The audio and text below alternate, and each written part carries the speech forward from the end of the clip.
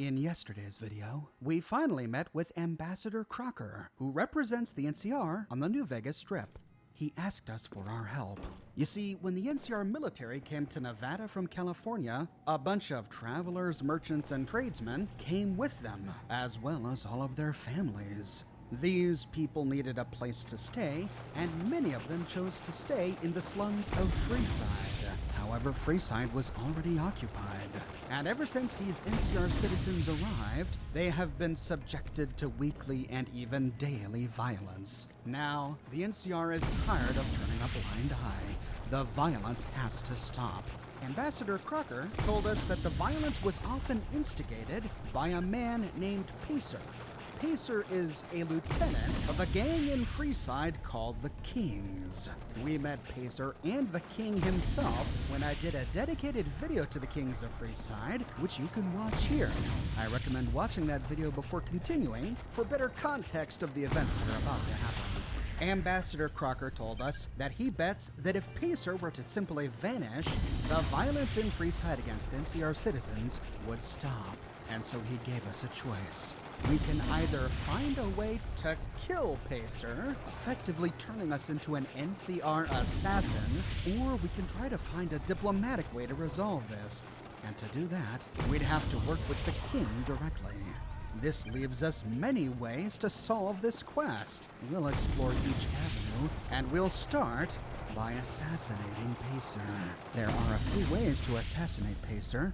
The first is to exploit knowledge we gained about Pacer during the events of my video on the Kings concerning Pacer's addiction to Jet. To do so, we need to know more about Pacer's medical history. And to find that, we have to travel to the old Mormon fort in Freeside. This is the headquarters of the Followers of the Apocalypse, the only doctor in Freeside. If anyone has medical records on the Kings, it's gonna be the Followers. Inside the fort, if we immediately turn right, we can head inside a scrap door to the northwestern tower. This is where Julie Farkas lives, and it's also where she receives patients. If we walk behind a privacy screen, we find a filing cabinet. Inspecting it, we learned that the drawers of this filing cabinet are labeled patient records, followed by a subset of the alphabet. If we choose to search for Pacer's patient file, we quickly find a manila folder with Pacer's name on it in the drawer marked NR. Inspecting his patient records in our inventory, first name, Pacer, last name, would not give / doesn't know. Blood type AB, birth date unsure, sex, male.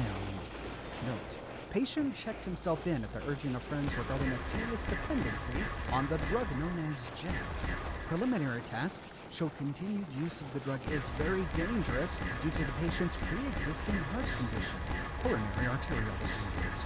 Under no circumstances should any sort of stimulant like psycho be taken, particularly with the patient's current drug of choice. So Pacer has a dicky ticker. Perhaps if we sabotage his Jet stash, we can cause him to have a heart attack. To do so, we head back to the King's School of Impersonation. We then have to head all the way to the top floor to find Pacer's room. Pacer's room is the first room to the left upon reaching the top floor. Shh, we're hunting shitheads. He typically doesn't hang around here during the day, but we often find him standing around his bed at night. Sometimes he sleeps, but honestly, I don't know how this guy gets through a day because I rarely find him sleeping. Now, because we're a friend of the King's, even if he sees us, he doesn't get suspicious. Nevertheless, I tried waiting for him to leave his bed, but even if he walked away, he always walked back. But heading over to his bed, we find a carton of cigarettes under his bed. Examining it, we learn that this is where Pacer keeps his Jet. The box contains a large amount of Jet. You could lace the Jet with some Psycho if you had some. We can leave the Jet alone, or spike the Jet with Psycho. We'll spike the Jet for now. We carefully add Psycho to Pacer's Jet, guaranteeing an altogether different high the next time he uses it. As long as we remained hidden, even though he was standing right here, he doesn't catch us. Then we have to play the waiting game. It takes a few minutes, but eventually, Pacer uses his Jet. and he drops dead to the floor. On his body we can meet his jailhouse rocker outfit, which is the same as what all the other kings wear, and Pacer's key. This key just unlocks the back door to the main stage of the School of Impersonation. It's not really useful. With Pacer dead, we can return to Ambassador Crocker and tell him that we laced Pacer's jet with Psycho, and it didn't go well for him. Good show. With the conditions there, no one will suspect anything other than bad drugs to be the culprit. You've done a great service for the NCR. Another option is to get him in trouble with the Van Graffs. We learned when I did my video on the Van Graffs at the Silver Rush Casino that Gloria and Pacer had a bit of a history. However, a number of things have to occur in order for us to find an option to frame the Van Graffs. First, we have to learn about this bad blood between the Van Graffs and Pacer. To do so, we head to a ruined building next to Mick and Ralph's, where we find Rotface. Ah, my favorite customer. Got a cap for me? Rotface sells tips. We can pay him a cap for all sorts of gossip. He has a lot of interesting things to say and provides us some backstory as to why the NCR is so hated here in Freeside. Mention the NCR and people around here get a little on edge. There's talk that they're going to take over all of New Vegas. It doesn't help that they've got military camps all over the place, and more troops pour into the area daily. People in Freeside generally fall into one of two categories. Those who've been here all their lives call themselves locals. When people from the NCR and other places started pouring in, the locals began referring to them as squatters, and the name stuck. The locals blame the squatters for the scarcity of resources in Freeside, and the squatters blame any act of violence against them on the locals. They're both right to some extent, and violent outbreaks between the two are all too common these days. But eventually, if we continue to give him caps, Rotface says, If you've been around the Kings, you may have met one of them named Pacer. He's always stomping around trying to show off his authority. Being new, you weren't around when it happened, but a few months ago, Pacer pissed off the Van Graff family big time. No one knows what went down, but word is the Van Graffs still want him dead. once we hear this bit of gossip, we can then head to Mick and Ralph's. Talking with Ralph, Hey, thanks for getting Bill Ronte fixed up. I was really getting sick of paying for water. Now, what can I do for you? we can ask Ralph if he can forge a handwritten note for us. Sure, just tell me the author and what you wanted to say. I need a note written to Pacer from Jean-Baptiste Cutting. Not a problem. I occasionally do business with the Van Graffs, so I have a sample of Mr. Cutting's handwriting around here somewhere. What would you like it to say? Just that Jean-Baptiste has Pacer's jet. Like to live dangerously, do we? No problem. And here you go. With this note, we can get Pacer so upset that he commits suicide. To do so, we can put it inside his cigarette carton where he keeps his jet. But to get that carton to spawn, we have to go back to the old Mormon fort and inspect the filing cabinet. Once the carton is spawned, and once we have the note from Mick and Ralph's, we can head back to Pacer's room and inspect his stash. This time, we'll take the jet and leave Ralph's forged letter. The letter reads, Pacer, I've taken your jet to make up some of what you owe. If you want it back, you know where to find me. Jean-Baptiste Cutting. The box now contains nothing save for a simple handwritten note. Then, like last time, we play the waiting game. After a few minutes, Pacer inspects his jet stash and then reads the note. Then, with gun drawn, he races down the stairs and out the front door of the King's School of Impersonation. We can follow him down the street, and the first thing he does is murder the Silver Rush Casino crier. Come on! But the Van Graff guards at the Silver Rush see it happen, and so they open fire at Pacer. What was Pacer thinking? Taking on the entire Silver Rush single-handedly? Alternatively, if for some reason the Van Graffs are all dead, he races past the Atomic Wrangler and barges into the front door of the Silver Rush Casino. Now in my game, I had already killed Gloria Van Graff and her brother Jean-Baptiste, so when we arrived during the Silver Rush, it was completely empty. Pacer just stood around, but we managed to lure him away from the King's School of Impersonation, and we can use the opportunity to murder him with an energy weapon. Or we can simply kill Pacer at any time with an energy weapon.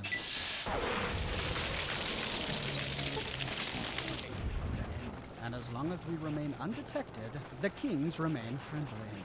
No matter which of these three methods we choose, Crocker has the same response. We can return to Ambassador Crocker and say, I used an energy weapon to kill Pacer, so the Van Graffs should take the blame. Killing two birds with one stone. Excellent. You've done a great service for the NCR. Now let's say that assassination isn't really our cup of tea. Instead of killing Pacer, we can try to appeal to the better nature of the King. However, after completing the King's quest, if we chose to call in his favor by officially becoming a member of the Kings or by asking for money, the King can't help us when we tell him that we need him to stop the violence against NCR citizens. I'd like to help you out, especially considering all you've done. But that's a pretty big favor you're asking for, and you've already used yours. So we come upon a brick wall. We now have to head back to Ambassador Crocker and tell him that the King won't deal with the NCR. That's most unfortunate. In this circumstance, I've been instructed to send you along to Colonel Moore over at Hoover Dam for further orders. The Colonel will likely send you back to Freeside with a squad of armed men, for all the good that will do. That'll show the people in Freeside who's in charge. More like instigate a mass riot. People there already think the NCR is trying to take this place over. We'd only be confirming their fears. Sending NCR soldiers into Freeside would be a bad idea. I completely agree. Even if a riot didn't immediately break out, a line will have been crossed. And we'll have made that many more enemies. Sounds like you and the Colonel don't get along. Oh, I like the Colonel just fine. She's a good soldier, one of the best. I just don't think her general approach to things is a good fit here. See, the Colonel likes to solve things neatly, quickly, and efficiently through a show of force if possible and through actual force if necessary. And that won't work here. Unless she plans on killing half the population of Freeside, sending soldiers to the area will only make things worse. But you've got another idea. Spit it out. Is it that obvious? You must understand that while Colonel Moore's job is to get things done, my job is to represent the NCR's best interests. All right, I guess I'll head on over to Colonel Moore then. Wait a moment, if you would. While sending you to Colonel Moore is what I'm officially supposed to do, I'd like to propose an alternative. So, what do you suggest? I'd suggest you speak to Colonel Shu over at Camp McCarran. He's much more level-headed about this sort of thing. He's also in a better position to bargain with the people of Freeside, seeing as how he's in charge of water and power distribution in the area. Still, I'm only mentioning it as an option. My official orders are to direct you to Colonel Moore. Godspeed. We now have to make a choice. Do we bring this problem to Colonel Moore or to Colonel Shu? We'll start by taking it to Colonel Moore. We find her in the bowels of Hoover Dam. She's often in her office, but she does like to get up and walk around a bit. Whatever it is, make it quick. I don't have time for idle chatter. Ambassador Crocker said to come see you about Freeside. You say Crocker sent you? Let me see. I just received a memo regarding him recently and haven't had a chance to read it in detail. Ah, the matter with the so-called Kings. Crocker's been wringing his hands while good people die for too long, and now the matter's fallen to me. Unlike the good ambassador, I don't intend to blame. Tell the leader of this gang to stand down or face annihilation. That is his choice. If he chooses the latter, a squad of my men will be there to back you up. Any questions? This plan seems awfully confrontational. Do you have any idea what our current situation is? As we speak, there is a huge army of madmen not 10 miles from here waiting to kill us all. We don't have the luxury of long-term diplomacy any longer. Anyone that could prove a hindrance in the battle to come must be dealt with swiftly. You have your orders. I expect you to carry them out. Oh, all right. Guess I'll head to Freeside and shoot up some Kings. Not exactly. Give them the chance to do the right thing at least. Personally, I doubt they'll do it. Crocker's been making overtures to these savages for months and gotten nowhere. Expect a fight, but don't look for one. Yes, ma'am. No further questions. Good. When the task is done, report back to Crocker. My men have other orders and will return here on their own to make their report. Dismissed. Whew. Colonel Moore does not play games. Heading back to Freeside, we find NCR soldiers standing outside the King's School of Impersonation. When I got this assignment, I was hoping there'd be more gambling. Man, I'd give anything for a fancy laugh. Wait, yeah, I mean, you know what I mean. Heading inside, we see kings milling about, but inside the main hall, we see a dozen or so NCR soldiers. And as we walk towards the stage, Maybe you can tell me what the hell is going on here? These stony-faced bastards haven't said a word other than to say they're here under orders. all three of these options have the same result. We can say, NCR citizens are dying in Freeside, and the NCR wants you to stop it. Well, Freeside citizens are also being attacked, and I'd like you all to stop it.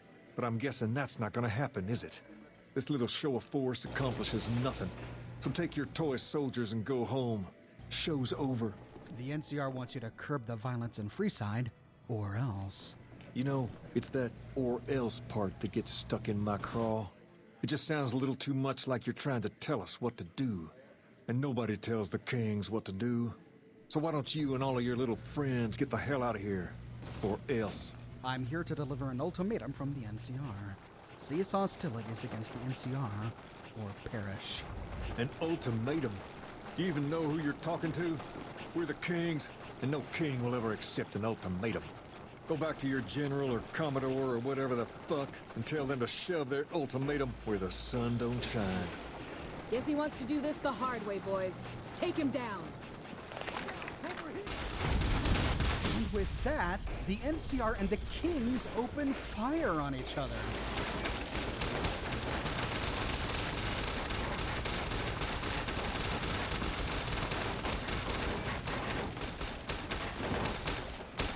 You like that? Oh, but the NCR makes quick work of the Kings. When the Kings in this room are dead, they pour out of the auditorium and into the foyer. They then rush into the hallways and purge the entire school of all King's gang members.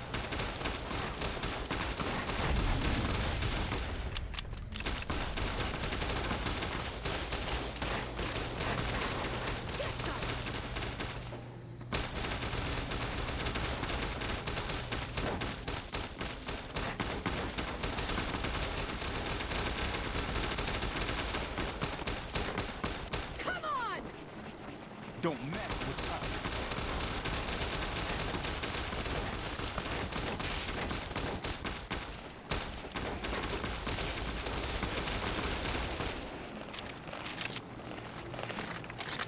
Had enough?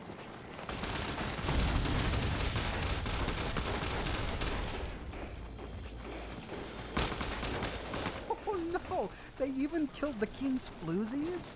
Oh, not the floozies.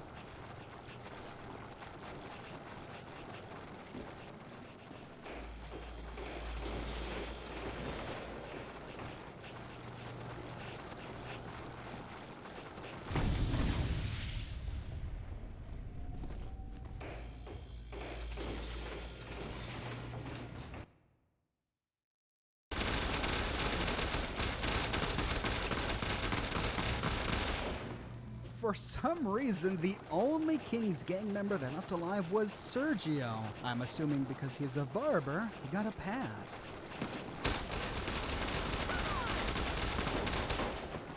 Oh, and they even hunted down the last groupie. Brutal. Well, after witnessing that horrifying massacre, we can head back to the embassy and tell Ambassador Crocker that, the king sort of got killed while I was working on that Freeside job. Oh, I've already heard. The kings are up in arms. The entire area is gripped by chaos and the violence has only increased. In fact, I've heard that many are assuming the NCR did it without even looking into the matter. This is the worst thing that could possibly happen. What do you have to say for yourself? Oh, let's start with my reward. Reward? You want a reward for setting our diplomatic efforts back a year? When you put it that way, yes. Oh, I see. You're proud of your efforts, huh? Thankfully, it looks like we won't be working together any longer. If we choose that option, we get NCR infamy and no caps. Or we can say, what, you wanted a man dead? He's dead. Come on, now where's my caps? If it'll get you out of my hair, this is a small price to pay. At least I won't have to put up with you any longer. We also get infamy, but this time we get 150 caps. Or we can say, oh, well, I suppose I don't really deserve a reward. At least you got the sense to know you've screwed up. I'll probably be cleaning toilets by the end of the week. But you'll be busy too. And with that option, we gain NCR infamy, but no caps. Or we can apologize from the very beginning and say, I'm sorry, Ambassador. I screwed up. That's an understatement. Still, there's nothing to be done about it now. Maybe the violence will die down once things settle. Here, take this. It's not what I was planning to give you, but you deserve some sort of payment for your efforts. And if we choose that option, we still gain the infamy, but we get 300 caps. The alternative is going to Colonel Shu at the McCarran Airport instead of Colonel Moore at Hoover Dam. We find Shu in his eastern office, where we always find him. Yes, what is it? And we can say, Ambassador Crocker said to come see you about the situation with the Kings in Freeside. Ah, that. I'm surprised he didn't send you to Colonel Moore. That'd be her jurisdiction. He said those were his official orders, but suggested seeing you anyway. Because he's looking to avoid a bloodbath. I get it.